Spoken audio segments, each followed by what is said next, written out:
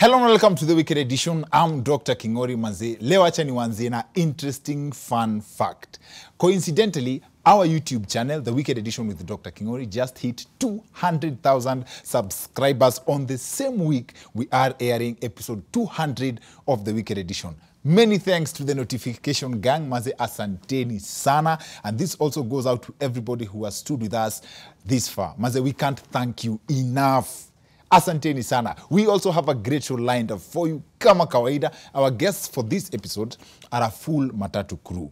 When we recently had an episode about driving and Kenyan roads, state of transport in general, tukaleta Effie na Lynn. Effie Washira na Lynn Rogoro. Most of the feedback we received was along the lines of wazi. Sasa tuleteni madere wa mat.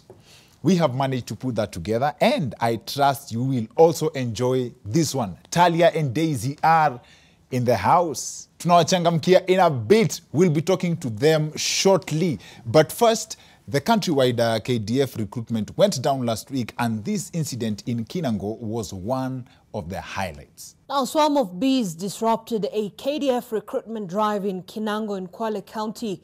The bees invaded the field where the exercise was going on at around midday, forcing the recruitment officers to temporarily suspend the drive. According to Lieutenant Colonel Benjamin Kiprop, who is in charge of the drive, 2 KDF officers and an unknown number of recruits were injured. Now, that was sad, Maz. I hope no one was seriously injured.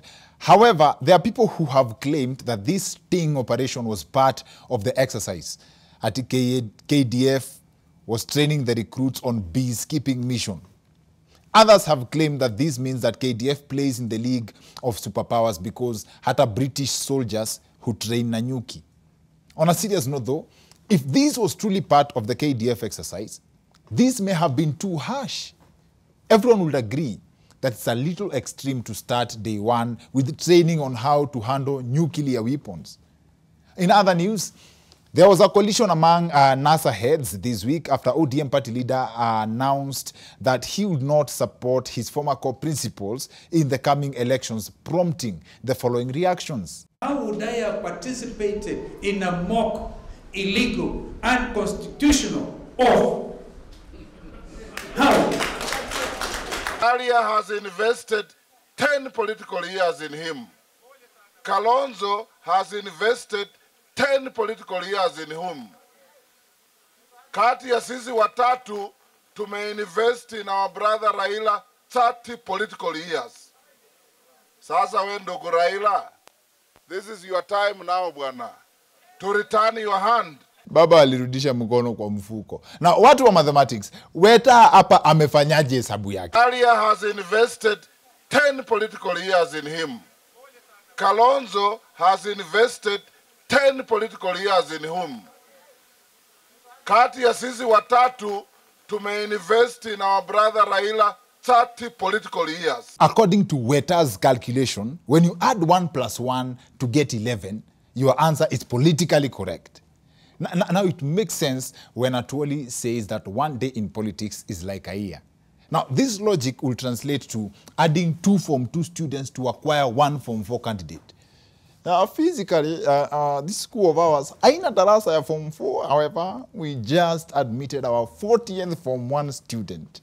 So, ukifanya hesabu, we have like 10 academic Form 4s. I need to have a deeper understanding of a politician's perspective of time. Now, if 3 politicians give you 10 years each, between 2010 and 2020, the total comes to 30 years. Now it makes sense why politicians only work for 2 out of the 5 years they get elected. 2 calendar years is like 8 political years. So next time a politician promises anything, hii barabara tutamaliza na miaka 5. Kindly confirm, ni calendar ama ni political years. And politics in this country is never short of surprises and contradictions. Listen to this bite from Kadhiani MP, Mboy. Kwa hivyo sisi tunasema, baba, kwa heshima zote, 2013 wakamba, wakakuweka kwa debe, wakakupea kura zote.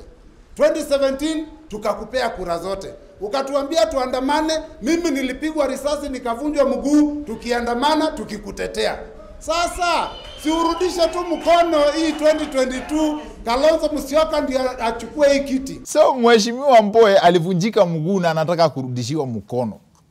This could mean that it's not only time that has a different meaning, there is also political body parts. Now, this also presents a very interesting angle to the idea that politicians in Kenya lie in a special way. Nilipigwa risasi nikavunjwa mguu tukiandamana tukikutetea. Nyinyi mnajua vile wahenga walisema, alafu mheshimiwa hapa anataka kutupima ati alisikia la mkuu na bado akavunjika guu. We have over 1 year to the next elections na mbwembwe ndio zimeanza hivi sahi. Sahi ikifika December. In other news, according to a story carried by the Daily Nation this week, AFC Leopards players have agreed to end their strike to have talks with the management. It's such a paradox considering that players striking is a thing the management should be enjoying. Haters on the other end have claimed that this is the first time in a very long time that AFC players are making headlines for striking. Now, one of the questions mimi naweza penda kuuliza Derewa Matt on set leo ni watu wa personal waliwakosea wapi? I believe you would also agree that hapo kuna kuangana kitu personal. You asked for it. You asked for us to bring you a Matatu crew. Then here that episode is. I hope that's grammatically correct. Wale wazungu dear dictionaries. Talia na Daisy wako in the house. Talia is a conductor na Daisy is a Matatu driver. And they are joining us on the other end of this short commercial break to discuss all matters Matatu business. I trust I will represent you well. So see you guys in a bit.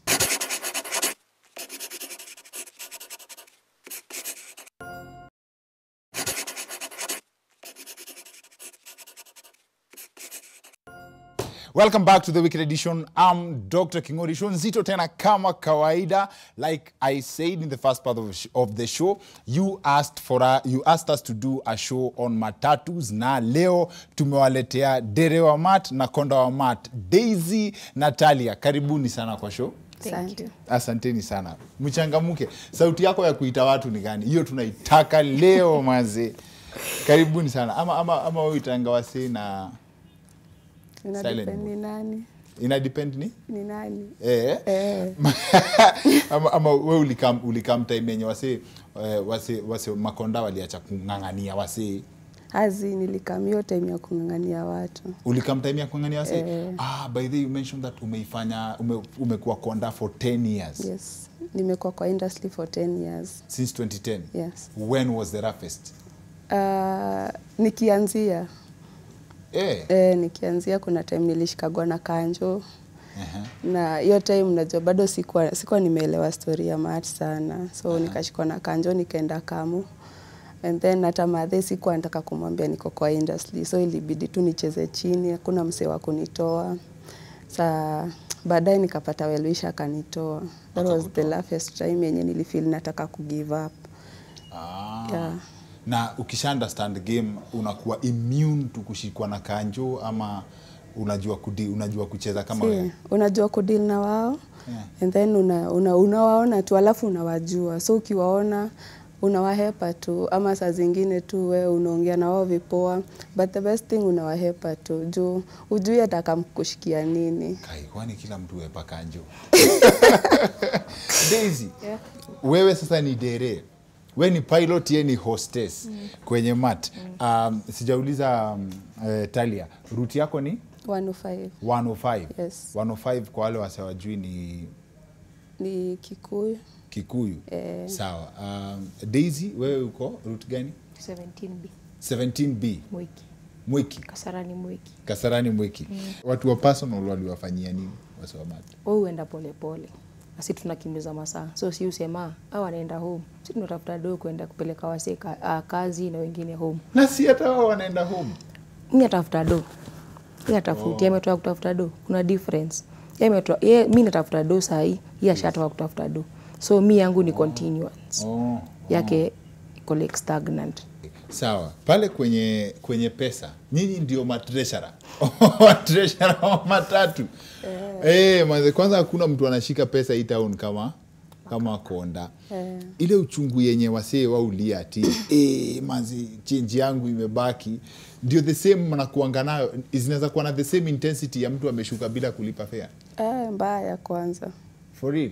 Na challenge nyingine ya passengers inakuanga gani? Wajua passengers, mtu anakuaga, kuna wasi wanakamiki kwa mat, mtu akona stress tu zake. And then unajua elewi, kani 6 morning ameamka amekuletea thao. Hiyo ndo skodi ya kwanza unaenda unapeleka watu hata hujabeba, hata una change. Ampendi thao kabisa. Thao unajua hiyo ni kama mtu tu, yani wajua sasa kutafuta change morning inakuaga ni hustle. So ule msia ku-understand. Alafu unajua kuna venye wamatubeba tu wanaona si tunakaa wakora tu. So yani huo mtu si patient. But si ati tunakataga na change ya wenyewe. Tukoga tunatafuta change. Na kwani change ya jana mnapelekanga wapi? Mimi unajua the feeling ya thao. Amkwangi na pride fulani ya niko na mathao. So I don't know kama is the same logic. Time fulani madhe yangu alikuwa anauza makaa, msee akakuja kubai makaa. Hiyo time embu makaa ilikuwa 15 bob mkebe moja. So hii mkebe akanipea thao, alikuwa fundi wa viatu. So nilikuwa najaribu by all means possible nimrudishie change yake tubaki na hii thao. Yangu haikuhata, but at least Matt nipewa do differently. Unajua sasa change ya jana like kasisi kwetu kwa sako yetu kwa Super Metro, ukienda na change ya mtu unaenda unaacha hapo, kuna representative mwenye utaachia hiyo change. So in case customer atacall hizo namba zenye ziko kwa gari, atakama atakuwa referred kwa mwenye ako hapo, representative mwenye ako kwa stage anachukua change yake. Si hatukataagi na change ya watu. So sasa nikienda Super Metro niseme nimeacha change yangu, nitapewa pesa ya mtu. Kama ni genuine. Watajuaje ni genuine? Si umeshaniambia sasa kwa Super Metro kuna kuanga na change. Kuna wenye wanaachaga change. Mtu akiacha change, conductor atakuja apatiane hapo kwa stage, because unajua conductor akitoka hapa labda anaenda Juja ama anaenda Gong. So mtapatana. So utaachia mwenye amesimamia sako. Unajua pale hivyo ukikatana change ya wenyewe unachapa suspension. Huwezi katana pesa ya wenyewe. So sai you are confirming that nikipitia tu kwa ofisi ya Super Metro niulize huyo dema kwa hapo, nimuulize kuna change yangu inaweza kuwa imebaki hapa? Hapana, kama umeingia mat. Of course kuna donda anajua mtu mwenye si ati atujuagi, anajua mtu mwenye amesahau change, na kuna mtu anatokaga na haraka amesahau change yake. Kama ka trick fulani amtakangi mtu ashuke na coins za kufanya wase wa feel guilty. Unakuja unapiga coins alafu unaangalia msee kwa macho. Msee hata anaweza lipa mara mbili juu unafeel ni kama unanishuku. Hizo ni psychological skills zenye learn on the job ama guy. Unajua kama hujalipa mat utakuwa unajishuku kiprani, unless wewe ni roho juu mbaya. Lakini kama hujalipa mat utakuwa tu unajishuku. Kuna venye tu nitakuangalia hivi nione wewe kuna pesa, ama either unaniangalia uniitishe change ama kuna pesa yako niko nayo, kuna pesa yangu uko nayo. Na umeipata msi yako na confidence ya hata hajalipa na kuambia wewe change yangu. Umezoea. Na umejipata umefall short? Of course, mara mob sana. Kwanza siku za kwanza. Alafu ukifall short? Unajua sasa nilikuwa kadem kafupi kadogo hivi, sasa watu walikuwa take advantage. Mtu anaona aka kadem akashikanishi, aniambia wewe ulikuwa na change. Alafu mimi naogopa juu pia mimi nilikuwa sasa nikaa kama gera, siku ati nimeandikwa job kabisa, najaribu tu kujitengeneza. So ukienda short ni ile doenye utalipa utarudisha hapo. Unaenda hivyo home. Unakatwa akipole. Daisy, mimi kuna time nilikuwa interested kuinvest in mat, watu 5 wakaniambia usijaribu.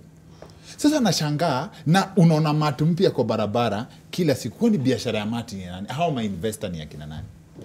Ni binadamu tu kasisi, but mfuko wako juu kiasi. Juu unajua kama una does invest kwa matatu. Juu matatu ni stress. Aya mimi kama dereva naonanga sometimes uko stress juu ndashikwa na Karau. Nimwambie mguu imeisha. Yes, mwenyewe anajua mguu imeisha, lakini sometimes huwa ana assume ama sometimes who take responsibility and sema yeye anajua. Wewe ni dereva au wewe ni investor mwenyewe anajitambua. So okay, challenges zetu kubwa tu sana. Kwa hiyo mtu kwambia mtu invest na matatu, lazima tu kuwe ready kupata expenses. Number 1, lazima utasumbuliwa na Karau, utasumbuliwa na Kanjo, utasumbuliwa na abiria, utasumbuliwa na mtu kama huyu makanga maybe. So unaona hizo mavitu inakuanga ni challenging kwa mwenye gari. Utamwambia leo sijeka offload kwa nini? Juu kulikuwa na jam, nimeingia kwa jam. Offload ni hiyo pesa napatia investor. Hiyo no one of the targets. So target yangu kwako, si nimekwambia ni do. Yenye nakupea ndio inaitwa offload. So tukiagree ni 5,000, unanipea 5,000 ni offload. Tunaita offload. Sawa. Hiyo ni pesa yenye mmeagree. Exactly. Na ukimake 20k, hiyo ni yangu. So wewe nakupea 5, usahau kuna mafuta. Lazima niangalie mafuta, lazima pia kuna do, lazima nipatie sako. Kuna do lazima upe sako, kuna do. Kuna do ya sako, kuna do ya offload. So ya sako si tunaita management. So Karau lazima kukule hata kama gari ni mpya. Hiyo ni lazima. Hata kama ni mpya, yani unakubali tu. Ni lazima wakujue. Karau ni mpya nionyeshe makosa. Hauwezi. Je, hakuna kuzojua sasa hizo gari mpya ndo zuku. Okay, anyway, gari mpya lazima ikuwe na makosa. Gari mzee lazima ikuwe na makosa. Sasa gari mzee si ni makosa yenyewe. Sasa hii mpya iko na makosa gani? Utaambua gari iko na tint. Utaambua gari iko na mafla. Utaambua gari sijui iko na pararira hizo mahoni. Papa hizo mahoni. Ni illegal. Haifai. Wanasema haifai. Inafaa sijui pipi. So that's when unataka uwezi sikia magari zinapiga pararira. Ni ngumu. Ama mafla. Unajua una place ya kuhepa juu kuna jam. Exactly. So kama umeingia tao CBD unatumia pipi, Karone gari na mafla. Anyway, in short, matatu huwezi kosa makosa. Nyi utembea mkijua lazima. You are guilty. Exactly. Come rain, come sunshine. Na first of all, ulianza kama Kamagira. Kwa napiga seti. Seti. Seti ilianza kitambo hivyo. Kwanza yote unajua ilikuwa time ya manyango huko Kikuyu. Hebu kwa wale wajui, hebu tuambie kwanza kupiga seti ni nini kwanza? Kupiga seti ni unakaa kwa gari, mko watu mnapiga seti, at least watu wenye wanakaa wanaona gari iko na watu. So unatoka home ukija manze leo naingia mati za mwiki. Yaani wewe ni ikiingia tu alafu mtu ujuaje time ya kushuka imefika? Si watu wakiingia, unatafuta tu madha mmoja unampatia kiti, anaona uko na kata, si wewe unatoka unachukua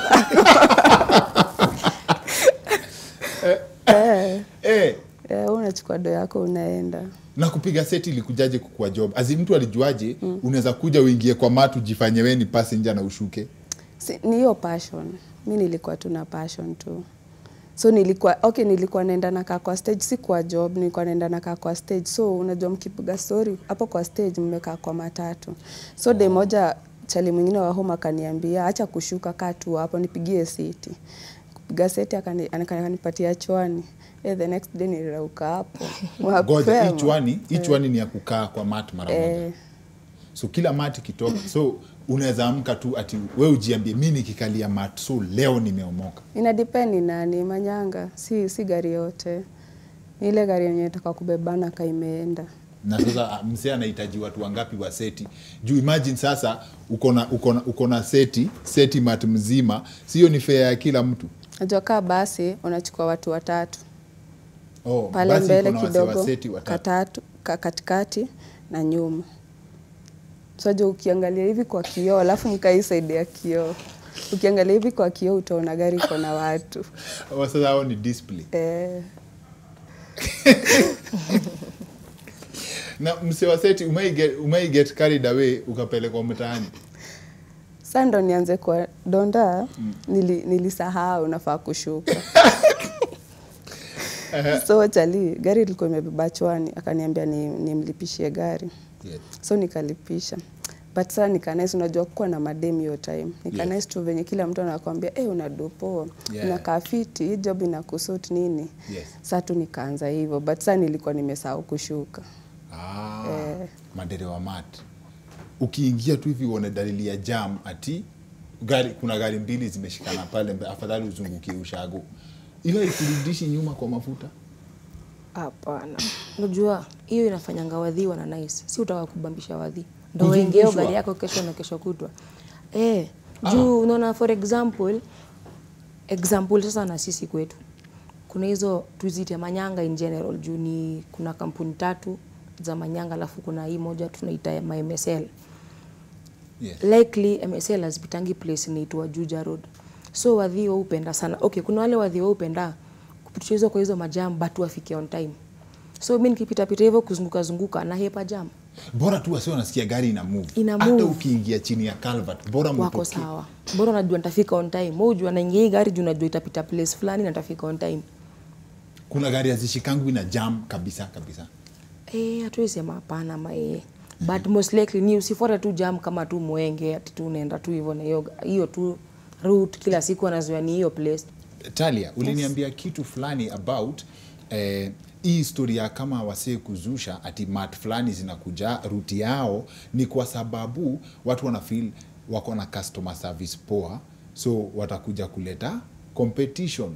So kuna routes zenye watu wameaccept maze si service yetu ni mbaya na hiyo ndio watu wamezoea. So hizi ni nini mnatuletea, mnatuforce ku upgrade. Hiyo pia ni problem kwa industry. Yes, sana. Customer service customer ndo ametuemploy, so usipompatia service poa umeharibu tu job. Wasi umeke kama joke but I think nimeiona. Mvua inaanza tu hivi inaingia 80.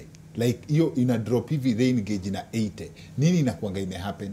Unajua bei huwa na change juu ya wadhi wenye wako kwa stage. Siwezi kama hapo ati nataka kubeba so na kuna watu wawili. Lakini hakuna venye unaniambia ati nipate watu kama 100 hapo alafu nibebe chwani surely. Haiwezi. And then kukinyesha kuna jam. So wase wakitaka kulipa chwani mujifiche kwanza. Walipishe. I'd love to see alafu that. bado kuna time. Sasa kuna time ya kubeba 50 bob, kuna time ya kubeba 100. But unaweza pata like nikaa 3 ama 4 hivi, unafaa kubeba 80 but watu wamekuwa wengi sana. Of course fare ita hike. Kuna time zingine hakuna gari. Kaa time kuna jam, unapata kaa 4 utalipa so ama 3. Ni hiyo jam. Juu sasa ukiwa kwa jam umetupa squad mzima hapo.